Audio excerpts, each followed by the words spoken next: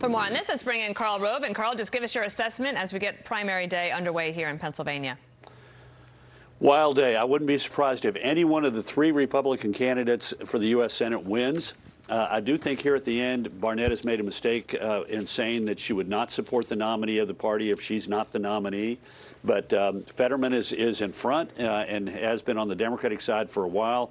The question is whether or not the stroke on Friday is going to affect that. We also have a Republican primary for governor in which President Trump jumped in here at the end and endorsed a state senator to consternation of other Trump supporters in the state. But it's not the only state that's up. North Carolina Senate, the Republicans have a primary. There are three congressional primaries, and the first, which is a seat for an open Democratic seat. The 11th, which is Madison Cawthorn, the controversial 26-year-old, and then an open seat in the 13th. All of them have big Republican primaries. The president has endorsed both Cawthorn and Bo Himes, a candidate in the 13th. We got an Idaho governor's race where Trump has endorsed the sitting lieutenant governor who is opposing the sitting Republican governor. This is going to be an interesting race. And then this one is going to, it's going to be late before this one comes up. But think about this. In Oregon, there are 19 Republican candidates for governor and 15 candidates on the Democratic side. It is an open seat. Governor Brown is term limited out, and it is a first past the post. So we could have two nominees for governor in the state of Oregon who win their party's nomination with less than 20% of the vote. And then we've also got indicative of something that's going on today in a number of races around the country. Representative Kurt Schrader, who is a more centrist Democrat, is being opposed in the primary.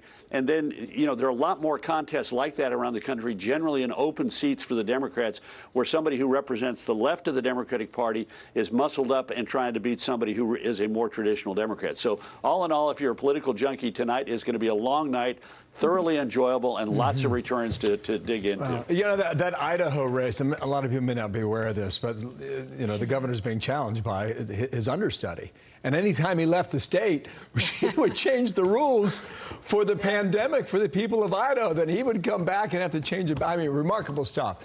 Karl, we've seen several primaries now. I know you look for trends. I know you look for patterns. Can you find any yet, or is it still too early? Well, I think it's still too early. I'm interested tonight. President Trump backed J.D. Vance in Ohio, and he won. But 68% of the Republican primary voters didn't go with the president's choice. So I'm going to be looking in the Senate race and the governor's primary tonight to see if that continues in Pennsylvania. I think the president is got a lot of endorsements out. I think he's going to win some. Maybe the Senate race in North Carolina. I think he's going to lose some, like the Idaho race, but it's going to be interesting to watch how that pattern plays out. But it's also going to be important for both parties have challenges, and this interesting thing of, Democrats having, like in Pennsylvania, a very liberal candidate in the form of John Fetterman and a more traditional Democrat in the form of Connor Lamb, former Congressman Connor Lamb.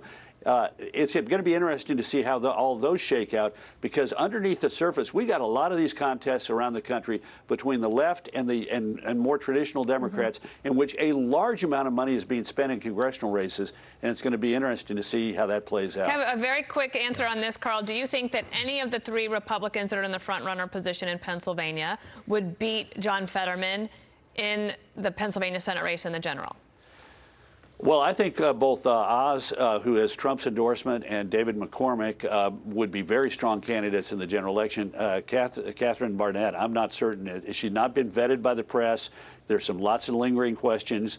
She got a compelling life story, but we don't know a lot about her. She lost a congressional race by 20 points, and she has said some strange things here coming down to the end, and the most impressive of which was to say, if I don't win, I'm not going to support either one of these guys in the general election. That's not exactly the kind of team spirit that people, Republican primary voters, like to hear as they come down to the end. So, Karl, thank you. Do we flip a coin right now? What do we do? Now we just wait. Yeah, flip You're a just coin. going to be here all night. You wait. You got it. Thanks, Karl. Thank you.